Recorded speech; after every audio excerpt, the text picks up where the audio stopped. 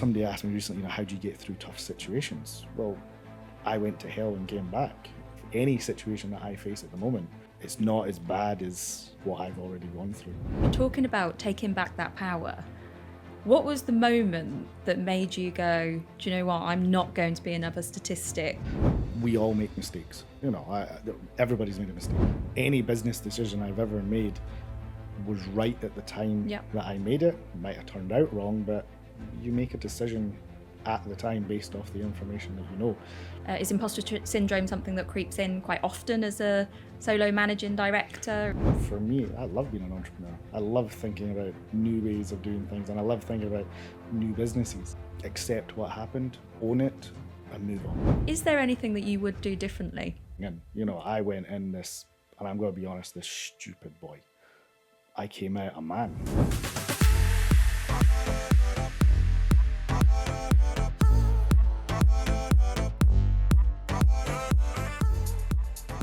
Hello, and welcome to the Oh Yes You Can podcast. Today I'm here with Graeme Clowe. Thank you very much for flying all the way over from Glasgow to join us. Thanks for having me. Graeme is the owner of MOOC, Environmental Solutions, and an award-winning managing director. So absolutely delighted to have you on the podcast today. Can you just tell me a little bit about MOOC and the business that you currently own? So MOOC Environmental Solutions is a recycling company focusing only on toner cartridges. So we are the only company in the UK that can fully recycle a toner cartridge. Amazing. Now, a lot of people get confused between a toner cartridge and an inkjet. So to make it simple, ink is liquid, toner is powder. Okay. So what we do is we recycle the plastic, the metal that's in a toner cartridge, and then the toner powder, we turn it into a pigment. Amazing. And so talk to me a little bit about how on earth you got into owning a company that does that. It was just by chance. So I had a marketing company, which I started way back in 2013 called Right Choice Marketing, which focused on lead generation.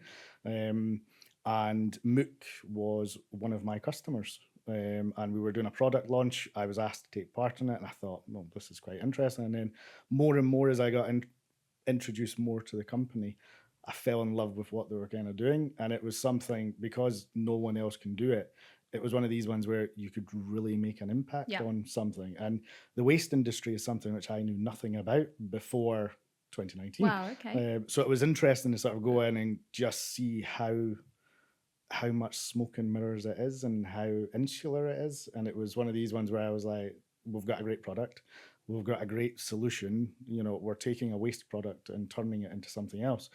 The only downside in 2019 was nobody knew we existed. We had customers with the manufacturers, but we weren't really well known outside one or two customers. Wow, okay. And I thought, well, there was a lot more manufacturers in the UK at that time that we could do something fairly special. So that's what it does. Amazing. And tell me a bit about where it was when you took over the business and where you've taken it to in the time that you've been the managing director.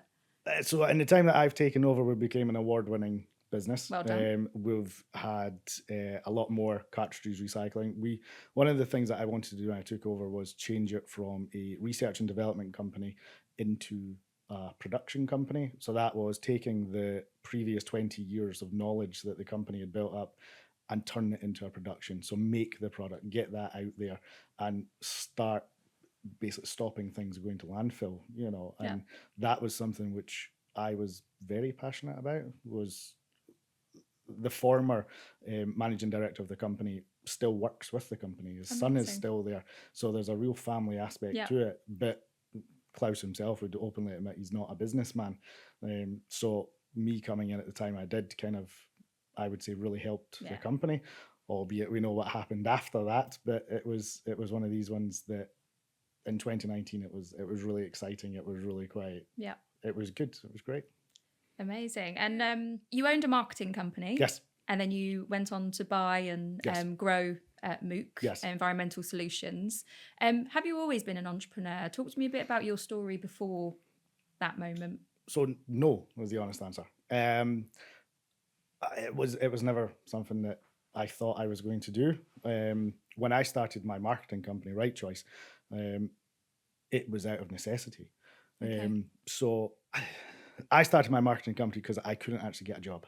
I Okay. couldn't. I was very good at going for interviews, getting jobs, um, but I have something in my past which I went to a young offenders institute Okay. for 18 months for a silly mistake, which I accepted full responsibility for. And at the age of 19, I went to a Young Offenders Institute, was there until I was 21.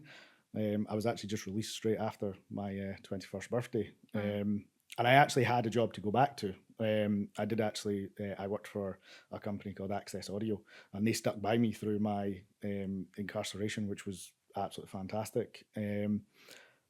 When the recession hit, that company, I was given an option of either redundancy or lowering my wages, and I thought the best thing I could do was take redundancy, not realizing just how difficult it would be to then get a job. Yeah. Now I was always very good. My CV was always fantastic.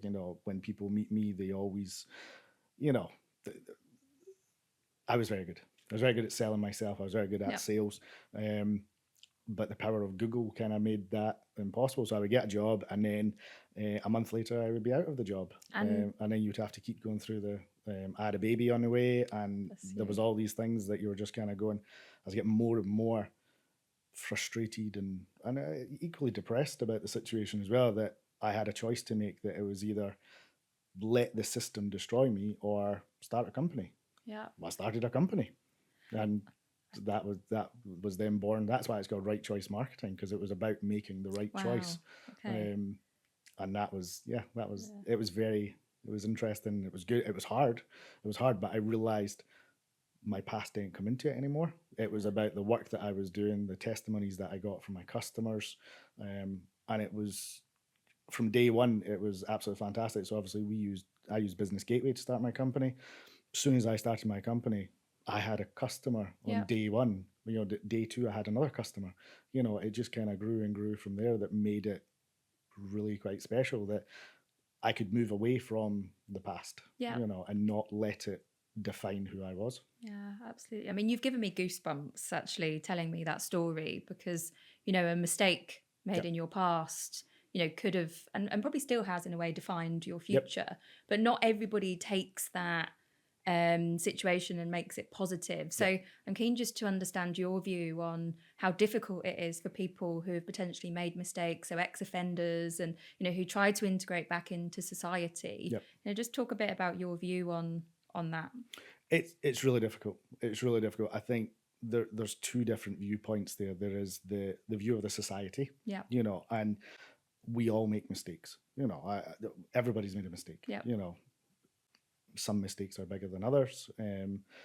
If you've been sent to a young offenders or a prison, then your mistake is obviously deemed strong enough that you should be, there. And I agree with that. But then there's the view of the offender. If you've got someone like me that made one mistake in my life, never done anything else. At such a young age That's as well. when you're young, Yeah. stupid, there was lots of stuff going on.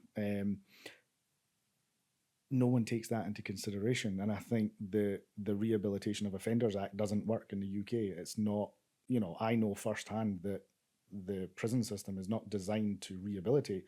It's to basically put you in a cell. It's not about how you then get out. No. What happens when you get out, because the system is designed that once you get out, you're statistically more likely to get caught in the revolving door syndrome.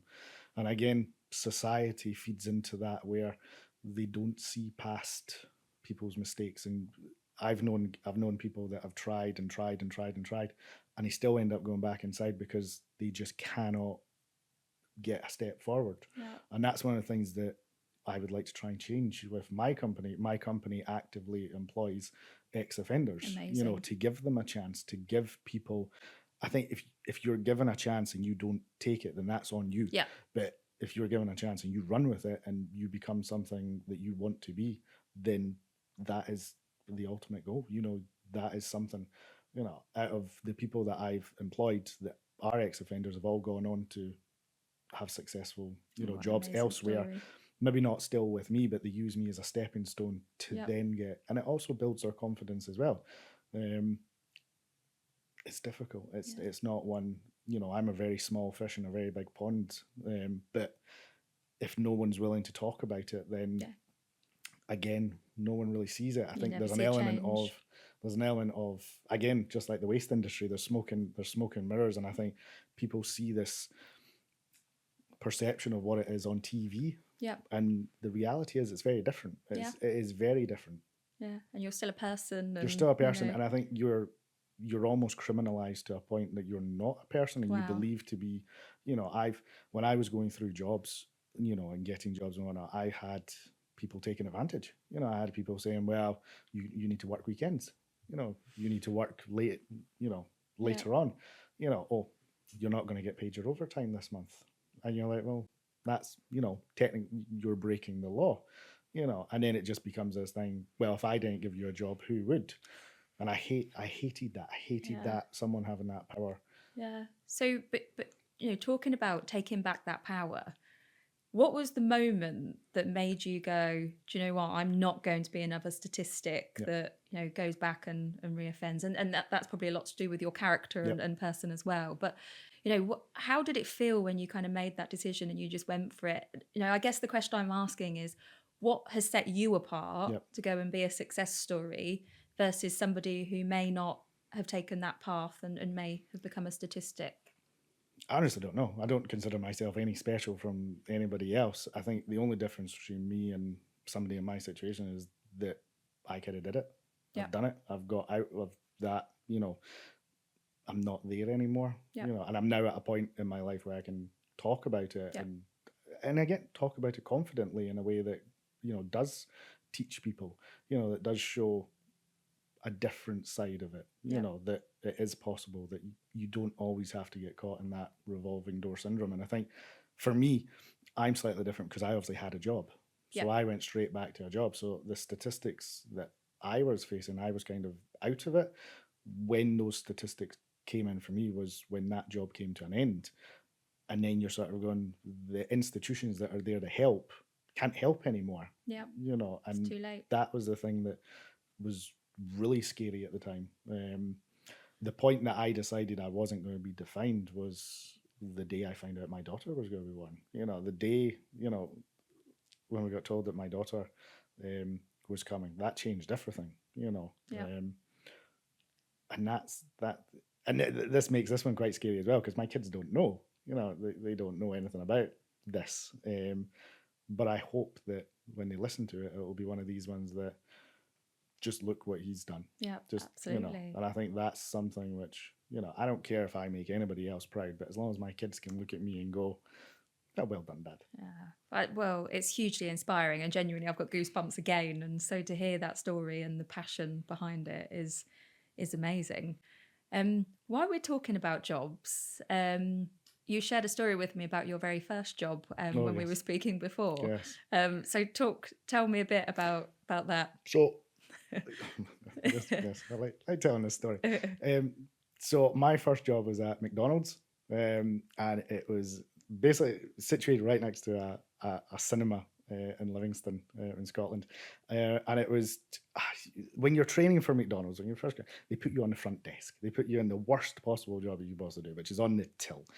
And I had this manager behind me, and that was fine. This lady came up and she said, I would like a hamburger without the burger. So obviously I thought it was like a plot. And you started going, right, okay, so you're on this till and you're going, right, hamburger, take the burger off, that's fine. The order came, handed it to her, that was fine. She disappeared, came back a couple of minutes later and said, there's a gherkin, there's sauce on this. And I sort of looked at her and I was like, what do you mean? She went, I asked for a burger without the burger. And at that point, I was like, no, can't do it anymore. That's me. This McDonald's was not for me. And so what she wanted was a bread roll. Why you would go to McDonald's for a bread roll is... But also, why do you not just ask for a bread roll? Why assume a hamburger without a hamburger? That's exactly what you asked for. Let's just keep it simple. Oh, no, after that, I was like, nope, not for me. Can't do it. That was me. And so how long did you last in the role? 2 hours. 2 hours. 2 hours. That was the end of it for me. I just couldn't understand this. I wonder whether that was one of the quickest turnarounds in McDonald's I employment I history. wouldn't say it would be. I wouldn't say Oh, it would be. I really? think there was probably people that would probably just walked in the door and walked I went, straight nope. back out. I think, yes, McDonald's was I want to say an eye opener, but it really wasn't, because it wasn't there long enough. And just while we're still talking about your kind of career history, you also worked at Phones for You. I did. And recently, actually, how I know about your business is at the Great British Entrepreneur Awards. You got to have a conversation with John Caldwell, Yes. who owns Phones for You. Just tell me a bit about that experience of going from working on the shop floor to then being in the same room as a fellow entrepreneur. Well, there was lots of entrepreneurs in the room that night, and all absolutely deserving of it. I think the John side of it is just absolutely fantastic. Again, he wears great jackets, doesn't he? Great jackets, but even just his story of overcoming things and just to where he is now, and all credit where credit's due. But yeah, having that point of I used to work at Phones for You and sell old Samsung D600s, I think it was, which was a slidey phone. It was strange. It sort of came full circle. Yeah, it's one of those and it's even one of those moments. ones where I meet people from the past as well at networking events, and they're like, "Oh, look at you now! Look at what you're doing." And even old school people that I knew from school, that then see things as well, and it's interesting. It's fun. But yes, the GBAs was an interesting event. It was scary, and yes, because I was up for the sustainability. Yes. And I'm up again this year as well. You are indeed. Which will be fun. Yeah. Which will be fun. Yeah, Yes. well, fingers crossed. Oh, I've got everything crossed this year. Fingers crossed. I just want to go on to talk a little bit about you as a managing director. Yep. And leading others. Yep. So, you being a managing director is a huge responsibility. You look after people. Yep. What's your style as a managing director? How do you lead people in your business? So it's very much I work with people. Yeah.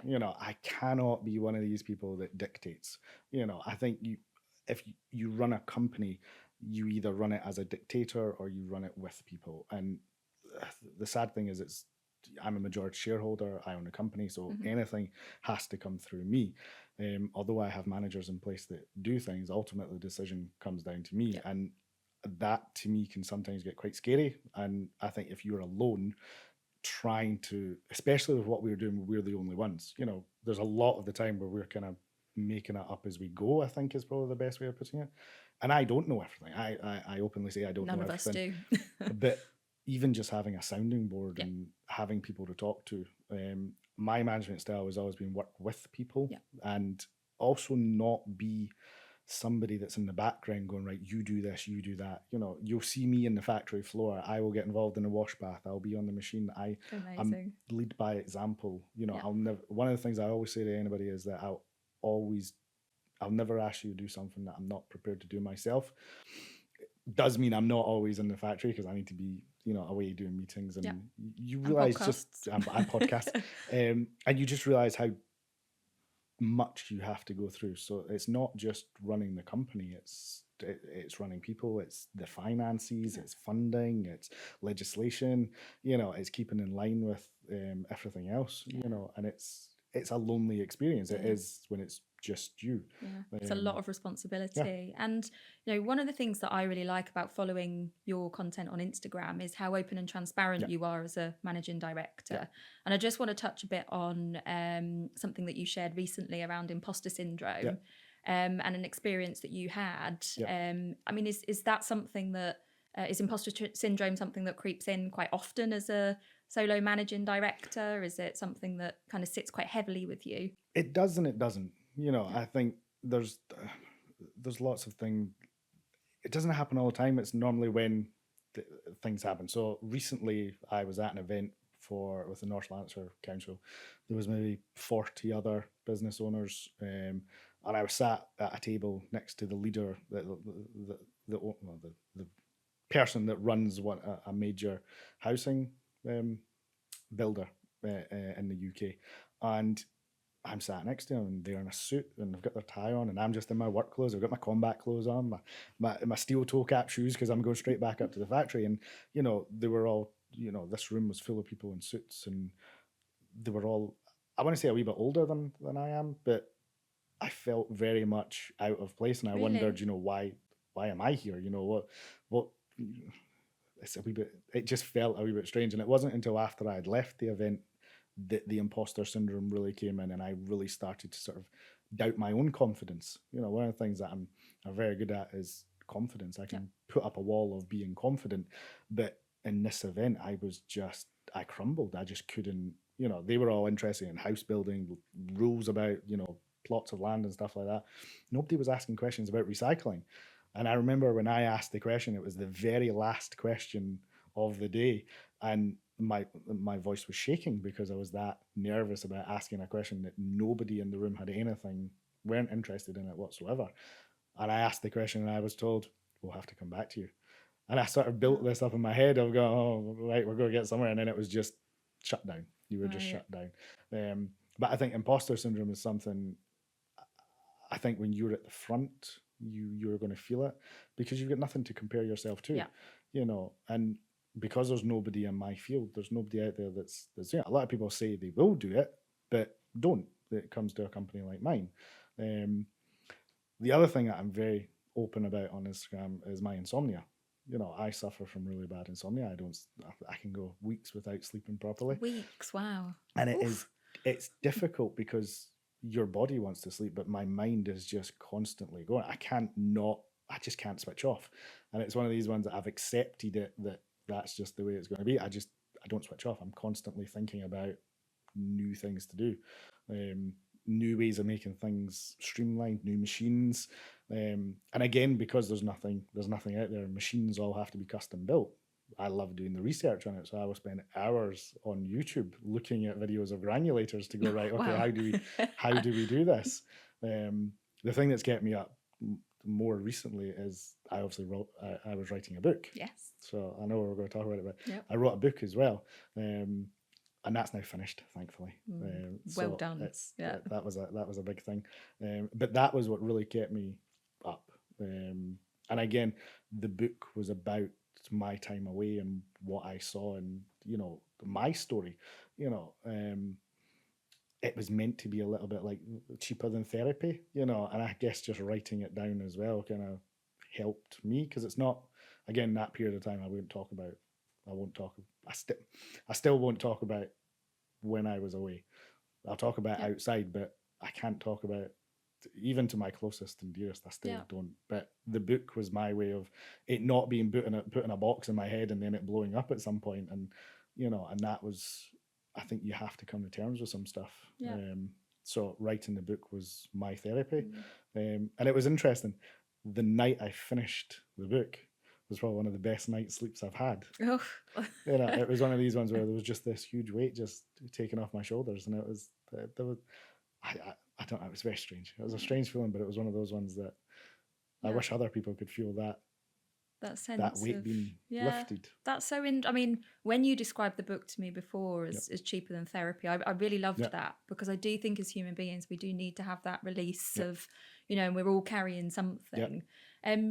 Are you going to publish the book? Is that something that you think Hoping you are so. going to share? Hoping so. And what's the book called, if you don't mind me So asking? I've called it Lost, Okay. but I think there's other. I don't know. The premise, well, the whole premise of the book was I was lost going in. I went in this, and I'm going to be honest, this stupid boy. I came out a man, and I think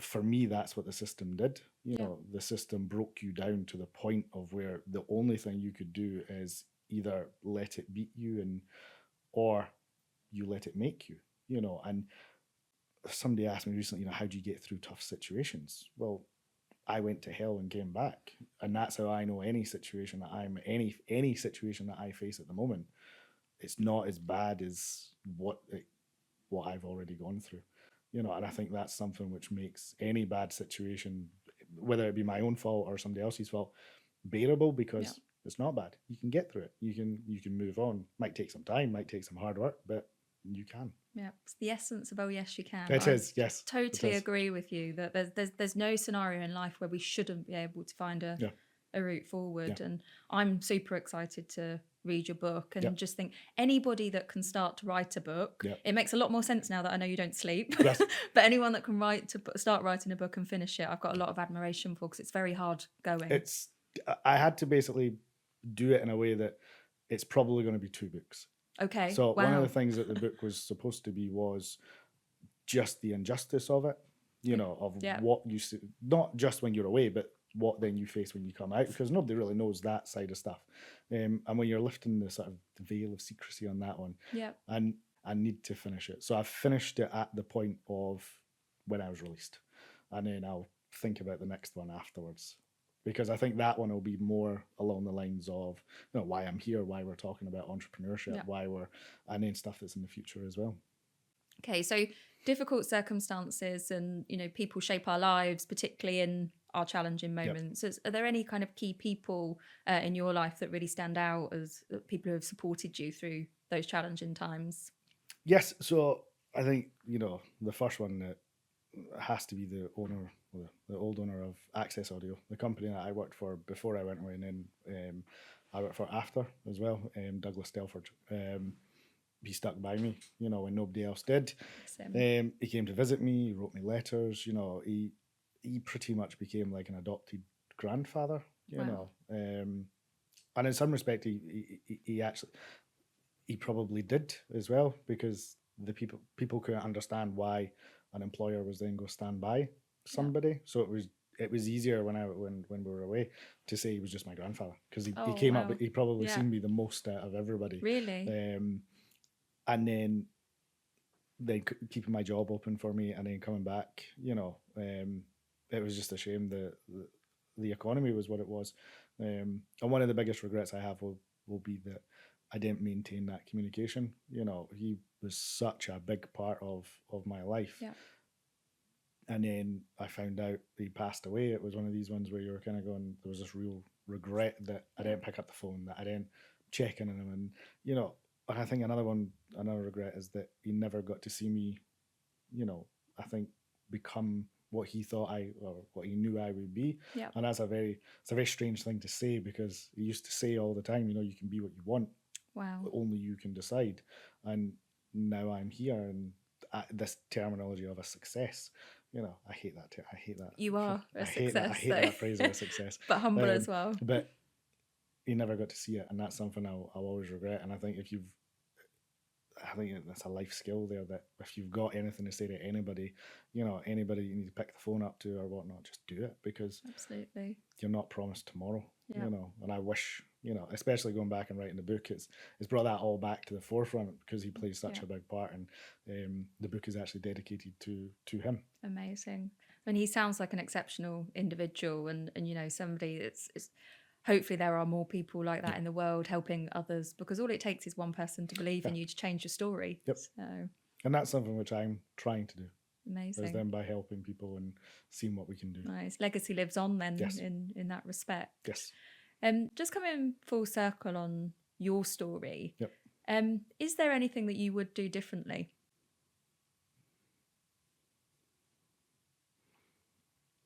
No.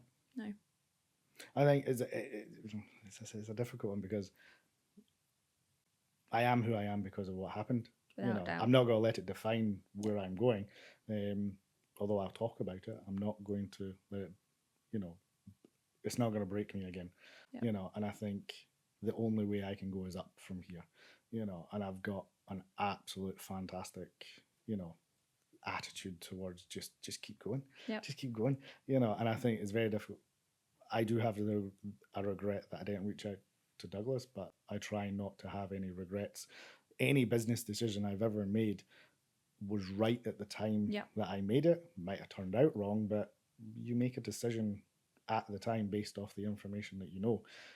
If it turned out to be wrong, you just learned a way of it not working, and especially especially what we're doing at Mook, there's a lot of things that I've got wrong, and I'm the first one to hold my hands up and say, we got that wrong, right? Let's move on to the next one. Might have cost us a load of money, but money comes and goes, and you learn a better way of doing it. Yeah. So, I don't regret. No. And that's really good to hear. And I'm actually pleased you answered in that way, because I'm a great believer that you become who you are Yeah. as a result of the things that happen Yeah. to you, good and bad. Yeah. And actually, you know, to hear your story, you know, it'd be wonderful to have a way for us to look at what life would have been like if we had taken a different pathway, but we don't. I mean, this podcast is really about, you know, giving that essence to everybody that things are achievable. What advice would you give to somebody? And I'm going to ask this in two ways because your story is slightly different. So I am going to ask what advice you would give to just somebody who wants to become an entrepreneur. What advice would you give Or them? don't do it. Don't do it. No. I think do it, because it's something which is, it is the most stressful, it is the most frustrating thing, but at the same time it is the most rewarding. You know, and it's not just from a money aspect of it. You know, money doesn't motivate me in any shape or form. You know, I don't care about money. But seeing people, helping people, getting people on the property market, you know, allowing fathers to spend time with their children, you know, taking things out of the waste stream, which is ending up in landfill, you know, with us, it's then, you know, been made into another product. And I think that was where kind of there's real synergy. It's like turning a waste product into a product. You know, I think there's real synergy with my story in that one. It's turning it around and doing something. And I think if you've got an opportunity to do it. You know, lots of people have, you know, especially now when we've got TVs and we've got internet and we've got, you can make a business at home. You know, you can become, you know, you can make a song in a bedroom. You know, you can start a marketing company from a basement. You can do whatever you want to do. You just have to do it. Love it. You know, and I think that's the bit that I think the terminology of an entrepreneur is now becoming more acceptable. You know, I think 10, 15 years ago, it was probably a business owner. You know, and I don't know if the word entrepreneur is going to be one of these ones that it's kind of like a buzzword at the moment, but for me, I love being an entrepreneur. I love thinking about new ways of doing things, and I love thinking about new businesses, you know, and new ways to help people. And do you think, I mean, you know, listening to you and the passion there and almost the obsession when you don't sleep to, you know, go and Google things and understand things, do you think you need that kind of really raw passion and almost obsession to be able to do what you've done? Yes, I think you need to be a certain person. You know, obsession is one word, passion is another one, but I think the other one is probably selfish. You have to be selfish in order to do what you want to do. You have to block out everything. You have to, and that's something I'm very good at, is tunnel vision. You know, I forget everything else which is around about me. I focus on the goal at hand, you know, and until I've achieved that goal, everything else just goes out the window. And that has caused huge issues, you know, personally, professionally, everything. But you have to be that type of person, you know. I don't know why that is the case. I don't know. I just think if it's just one of those ones that if you let outside influence come into it, you get detracted. Yeah, of course. You know, and I think some people are happy just working 9 to 5, you know, happy working for somebody, switching off at 5 o'clock, you know. That's not me. No, you know, I just can't do me it. either. You know, I'm with you on that one. And then just whilst we're on the topic of advice, because of your personal story, I'd just like to ask what advice you would have for people who have potentially, you know, been an ex-offender and are trying to make their way in a world that probably is not set up to allow them to integrate back into society. What advice would you give them? It's really difficult. You would have to do it on a case by case basis, but I think generically, you know,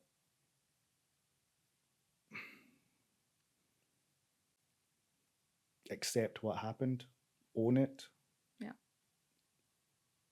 and move on. You know, I think we're becoming more and more, well, you just have to look at the stats at the moment. Do you know what I mean? There's more and more people are going to prisons nowadays.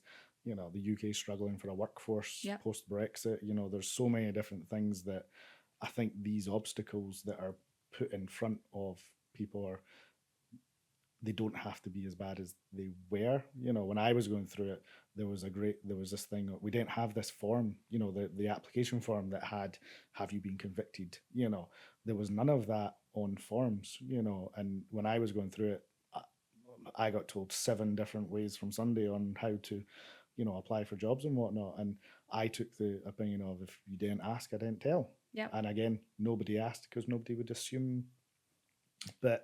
That then became a real problem, and issue. I then started seeing that from a point of view of going, that's really unfair. So I ended up, you know, talking to the Justice Minister, trying to get a way forward of going, how do we make this better? You know, because nobody was asking this question. There was too many people just getting stuck, you know. Then they started putting this question on the application forms. But the whole system needs fixed. You know, the whole system is broke. Absolutely. And that's something which, moving forward, I would quite like to see something change. This podcast is, you know, the reason I started it was, you know, we're always told in life that we can't do something. Other people's limiting beliefs can sometimes drive what they think we can go on and achieve. And, you know, this podcast is about people who overcome those things. If someone was to say to you, you can't do something, what would your response be to them? Oh, I'll go do it. Yeah. I'll go do it. I've been told for 20 years you can't do something, you know, and you only can't do it until someone does it. Yeah. You know, and I think that's the part that once it's done, you move on to something else. Yeah. You do something else that somebody else says you can't do, you know, and I think, obviously, laws of physics and stuff like that, I'll take that one out of the question, but, you know, people telling you you'll never amount to anything, teachers that write you off, you know, things like this, you know, don't let it affect you. Just do it. Yeah. Just go do it. As long as you take one foot in front of the other, you're making progress. Yeah. There's people that stand still, and, you know, I think that negativity can sometimes, and you know, I think as a business owner, you can sometimes get caught in a rut as well. You know, like days can feel like Groundhog Day, but you're still making progress. You're still moving forward. As long as you're still moving forward, that's all that matters. Amazing. And finally, if you could give one piece of advice to anybody listening to this podcast that, you know, has had a challenging situation, what would it be? Oh, yes, you can. Yeah, well done. I didn't prep you for that at all.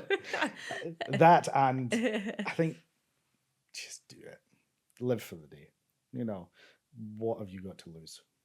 Absolutely. You know, and I think, yeah, just do it. Just do it. Live your life the way you want to live, and be happy with who you are. You know, if that is starting a business, starting a charity, if it's doing whatever it is you want to do, you know, becoming an artist or something. Do you know what I mean? It's like, that's all these things. You're only limited by your own mind. So go do it. Absolutely love it. Thank you so much for being such an amazing guest and sharing your story. And I cannot wait to read your book. So very excited for that. Thank you. Thanks for having me. Thank you.